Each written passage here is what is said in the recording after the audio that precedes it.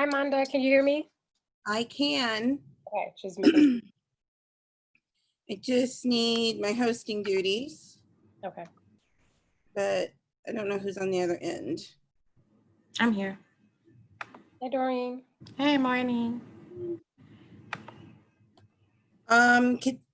Whoever's running WTU. Can you make us co-hosts? Well, no, because you're not the host. Once I get the hosting duties, I think I can, but I don't have them. I think Laura has to give it to us, to you. I'm not sure Laura's running this, is she? Mm. Hi, Steve. Let me send an email and see if we can.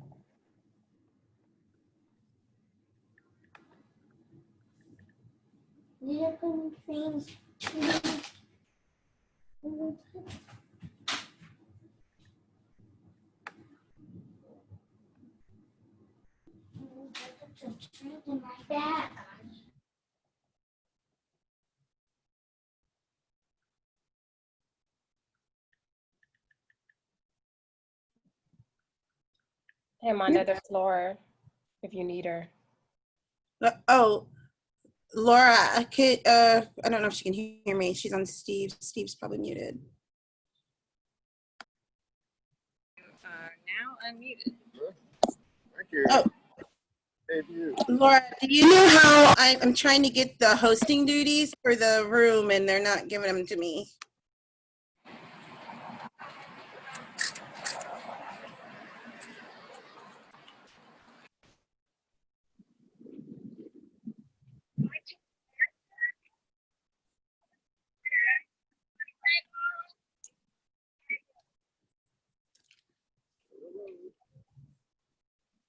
I'll stop my video. Let me put it in the chat. That might work too.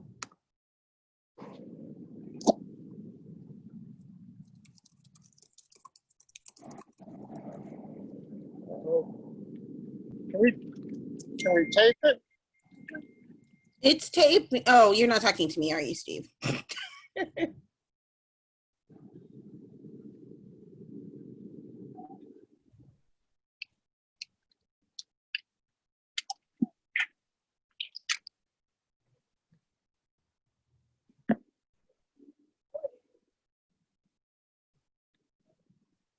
I bet. You think the tape would help? Yeah, I mean, how? Otherwise, we're gonna have a problem. Natalie has the tape?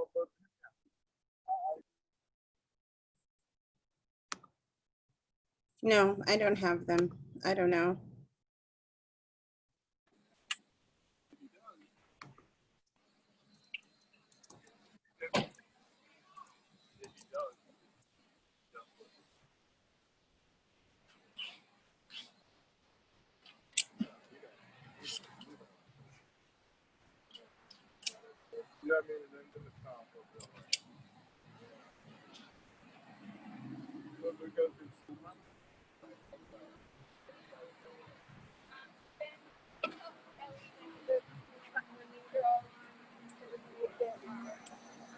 Banner right in front of the building. Okay, move it down farther. Yeah, so that it's like the background for the TV. Okay.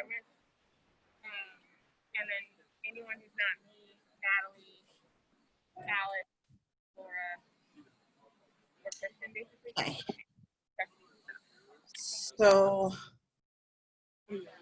Phyllis, you're a co-host. Doreen, now a co-host. And while we're waiting for them, I was just gonna put up.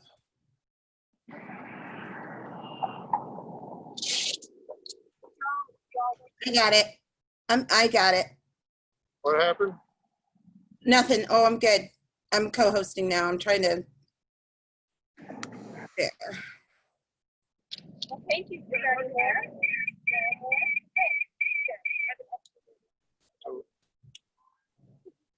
Am I doing all right?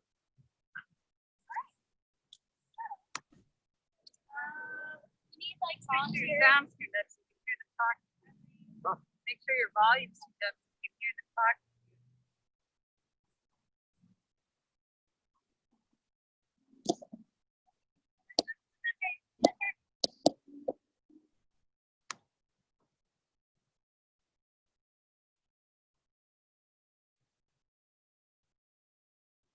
I don't see anybody in the waiting room yet. Did we push out the link yet for the?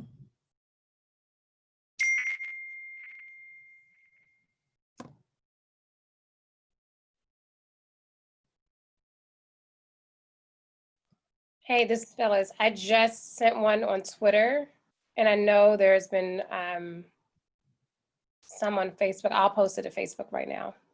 Okay, because I don't see anybody in a waiting room or anything like that, but they should be able to get right in once they register. Right. And also, they're doing it on, I'm on Facebook right now, and they're doing a Facebook Live. Everything underway. Oh yeah, I'm sorry. Okay. Well, I'm sharing my screen right now. I'm going to grab the link. I'm going to tweet it and paste it in my personal Facebook. And yeah.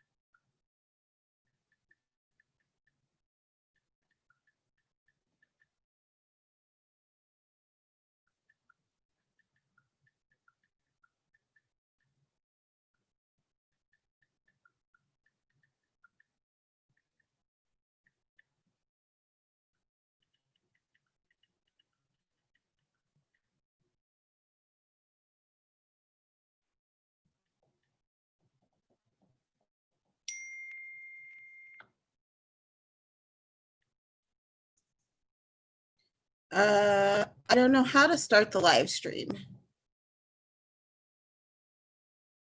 Just give it back to Steve's view. Oh, yeah. Screen. Okay. Yeah, I was going to do that. So I'll just go ahead and do that now because it's just us here. I'm going to open Steve's mic. Maybe mute myself. No, I can't mute myself.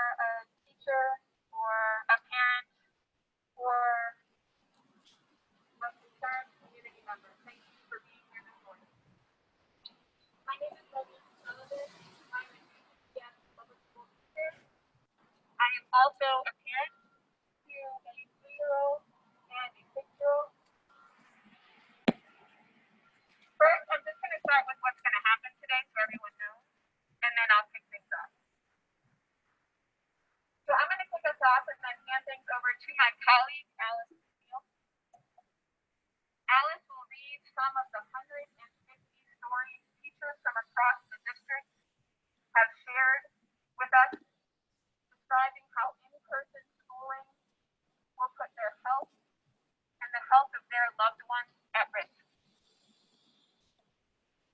For the press, in addition to the printed stories we're displaying on the banner and reading aloud today, we also have 4 teachers available to share their stories with you live. 2 of us are here in person, myself and Kristen. Oh, beautiful, thank you. And then 2 more are available virtually, Monda Kelly and Phyllis Berger. Our names, phone numbers, and bios are in the press release. If you did not receive a press release, you can get one from Natalie Edmonds. We plan to wrap up by 11:30. 2 weeks ago, a group of us started talking about our fears, our anxieties, and our concerns about returning to in-person schooling. We talked about what teaching in person would mean for our health and the health and safety of our families. We talked about what it would mean if we got anyone in our own families sick, whether it be our children, our partners, our elderly parents, or other loved ones. We also talked about what it would mean if we got one of our students sick. What it would mean if one of our students had to live with knowing they got us sick. We talked about how we were losing sleep, about how our stomachs and our heads hurt, thinking about all of this. And then we reached out to other teachers to ask if they were feeling the same things. And we heard from hundreds of DCPS teachers who are feeling the same fears and anxieties for the safety of their families, their loved ones, and their students families. We're here today because we're calling on Mayor Bowser and Chancellor Farabee to listen to our stories, to listen to teachers, and to reopen only when it is safe. I'm now going to pass the mic to my colleague, Alice Neal. She is going to read some of the 150 stories that we collected from teachers across the district. Thank you again so much for being here today and for listening to these stories.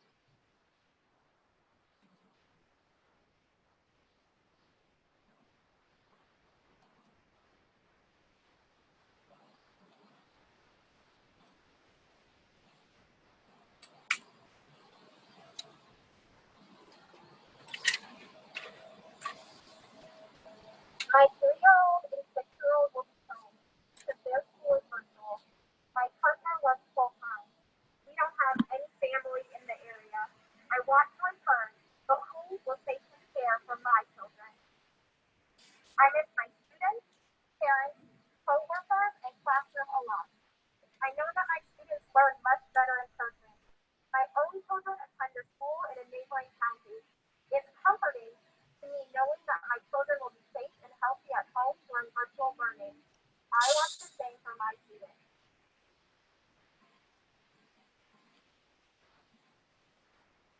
I would attend school 4 days per week, while my child would attend 1 to 2 days per week. My spouse is working full-time. We do not feel comfortable leaving our child at home all day. I will be putting myself at risk, and my family, who I visit multiple times a week, to assist in their care. I don't know who will care for my children who will be learning virtually.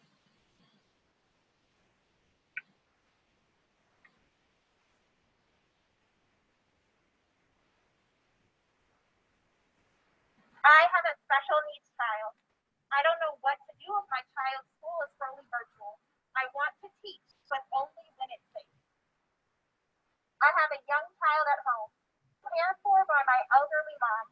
I dread potentially exposing either of them to COVID because I contracted the virus at work. As a special subject teacher, I will see around 300 to 600 students per week. My spouse is elderly and has health problems. I fear putting him at risk. We worry about sending our school-age child to school some days.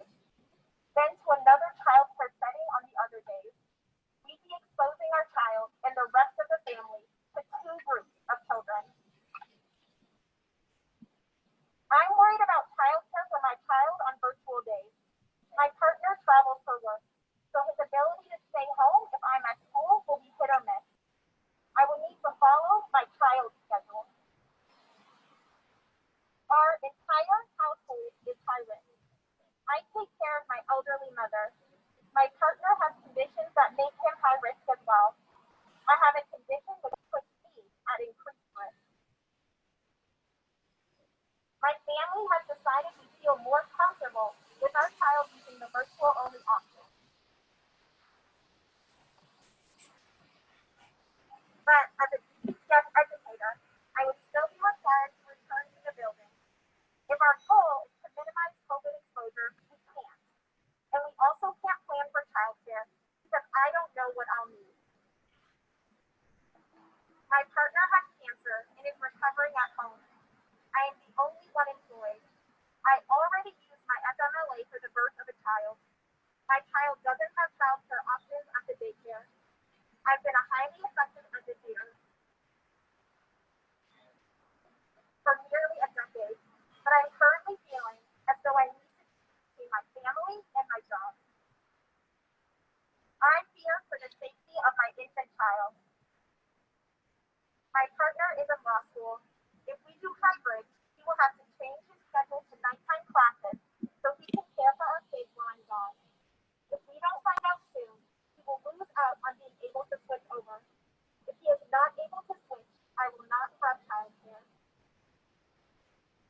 As a special education teacher working across multiple grades, I am worried about exposure to multiple groups of children.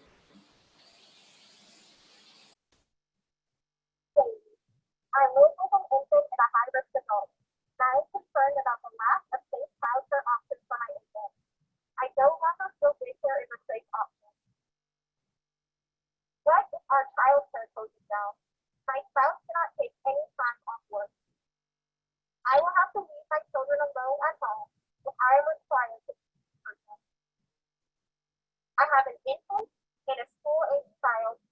I'm putting them at risk, and I'm not comfortable sending my children to a daycare facility. I will have to figure out how to support my two elementary age and my high schooler, all with different things at school, while working. Also, one of my children is sickly, which would prevent him from attending at all. I can't teach in person because my child is going virtual. In addition, I teach autistic kids, and most of my students have health issues. I miss them, but I am super nervous about them getting sick at school. My toddler has asthma, and I have a newborn, so I am really worried about bringing something home to them. I have an immune-compromising disease and a heart condition, putting me at greater risk. In addition, I have elementary school-age children who might have full-time virtual learning themselves. I have no childcare options for them. It seems impossible for me to return to in-person teaching. I am a single mother. I have a child in elementary school and a school in a neighboring county. I have no idea what I'm going to do for childcare. All the places are full, and I don't make enough money to pay for childcare. Also, having my child in daycare will expose them to COVID-19. I am at wit's end. I don't want us to get sick and or die. My back-to-school supply shouldn't be a will. In-person teaching will expose me and my family to the virus. It is not feasible to leave my child at home 3 days a week. My oldest child is in a charter school that has already announced they will be virtual until the end of November. This creates a major issue if I have to return to work full-time in person. We can pull our baby out of daycare, but that doesn't make up for the cost of a full-time nanny. We simply can't afford this. I live over an hour from my school. I have respiratory issues. I depend on public transportation. My spouse and I teach in DCS. Our children attend DCS. I've been praying for a 100% virtual option. Safety is my family's first priority. I live with my elderly parents, and I do not want to put them at risk. It would be hard to go back into the classroom and come home every day knowing that I might be transmitting a deadly virus to my parents. I am the primary breadwinner of my family, and if something should happen to me, my family will be out of home and health.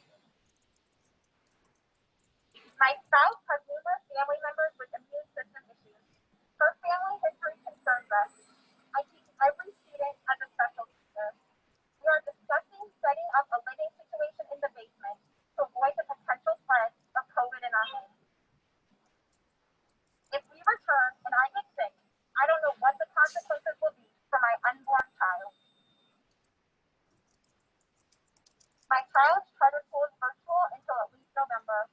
My spouse cannot work from home. Who will care for our child? I'm a part-time teacher with other jobs. I worry that my other employers would not be comfortable with me working because of my high exposure at school. This would significantly decrease my income. I am in the high-risk age group, and my spouse and child are immunocompromised. I cannot afford to get sick or bring home the coronavirus. I am the only person in my household who works. I am considered high risk, and my children's school is doing full-time virtual learning. For my family's sake, I will have to take leave or find another job. I want to teach, but only when it's safe. I'm a single parent with a student in a different school district that will be doing 100% virtual learning. How will I return to in-person work? Who will watch my child?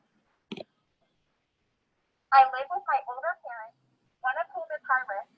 They are able to care for my toddler now, but not if I am back in school. There is no way to protect them and be in a school building. I will be putting my family at risk, and there is no guarantee I will be able to work due to my own child's virtual schooling. If I catch COVID-19 at work and die, I'm leaving my child motherless. If I catch COVID-19 at work and pass it to my husband and he dies, I'm leaving my child fatherless. I worry about going back into a building 4 days a week while pregnant. I have 2 children in DCS. We do not have any other family in this area. I do not have anyone here to watch my children on the days they do not go to school and I have to go to work. The only 2 family members that I can ask today to help me with childcare during the school year are both older and have pre-existing health conditions that would put them at risk for contacting COVID-19. I am very worried about the upcoming school year and my family. I am anxious all the time and fearful. My 4 children are in different grades and heading to different schools. I'm not comfortable sending them to school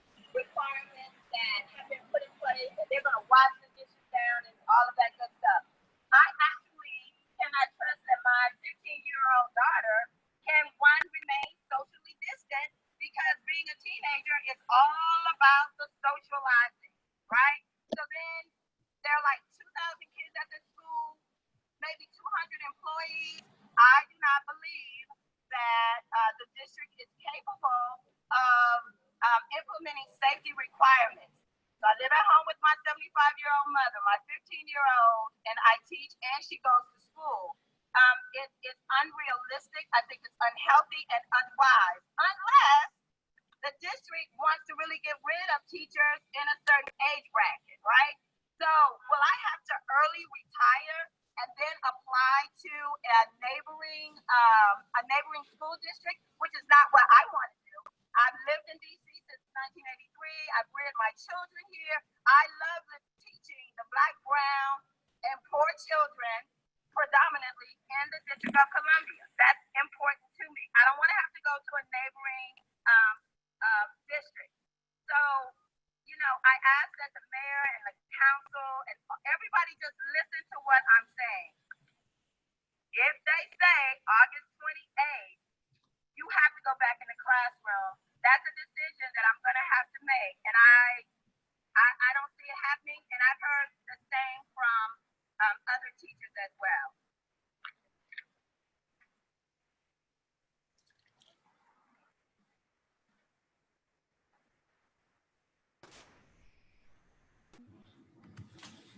Thank you, Katrina. I just finished my 11th year as a teacher. In 2011, while grading papers during a planning period, I had a heart attack in my classroom. I was 26. My students saw me wheeled out of my room on a stretcher in the middle of a transition. I've gotten healthier since, but I see my doctors regularly. I take several medications every day, and I probably will for the rest of my life. My cardiologist made it very clear to me that the risk of death from COVID is greater for people with hearts like mine. Even if I were to catch and survive it, it's more likely that my heart would never be the same afterwards. It's more likely that I would lose years of my life. More likely that my students would again see me rolled out of my room on a stretcher, although this time I might not come back. I understand that it's impossible to eliminate all risk. Every time we walk out the door, we take a risk. But it falls on our leadership, on Mayor Bowser and Chancellor Farabee and DCPS in this case, to do everything they can to minimize risk. By refusing to engage actual educators in the planning process and by pushing to reopen our school buildings for a glorified study hall while the pandemic is still very much raging, our leadership has failed us, and lives like mine may be unnecessarily lost as a result. This is unacceptable.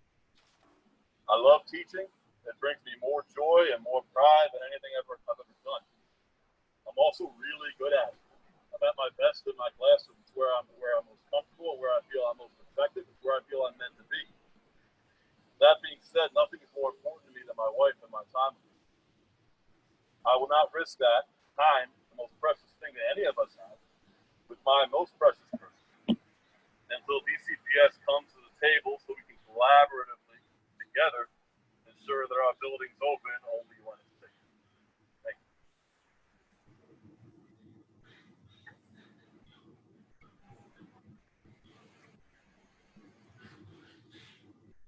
Thanks again for coming this morning and for showing your support for DCPS teachers and for hearing our stories.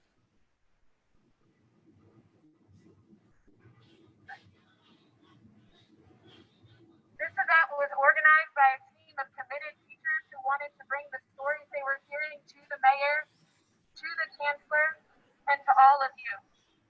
Alice McNeil, Kelly Lukowski, Kristen Hurd, Natalie Edmonds, Vonda Kelly, Phyllis Forsberger, Daniel T., Doreen Pinnock Gabadon, Kimberlyn Drakowski, Laura Fuchs, and Steve Donkin played a really critical role.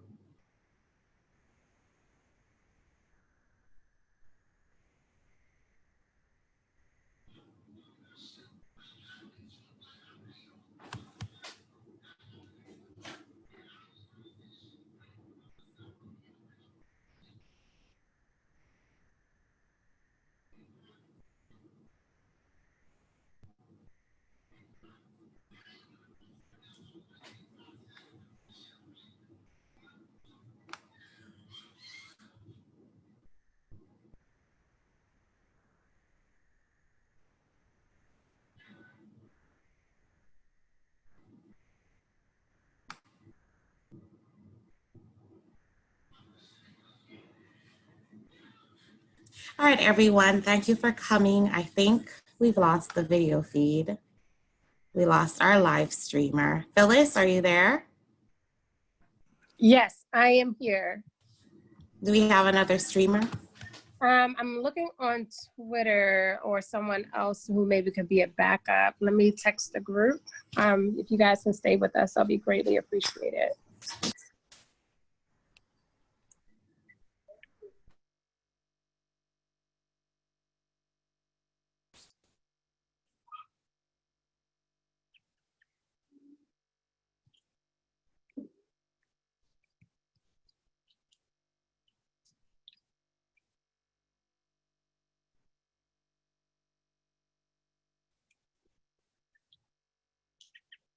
If you are available, okay, we're back. We're back on live stream. I see Steve. If Steve can unmute his. Steve, are you available to unmute your, there you go. We can hear you. Thank you. We are done. Oh, we are done. Thank you so much, Steve.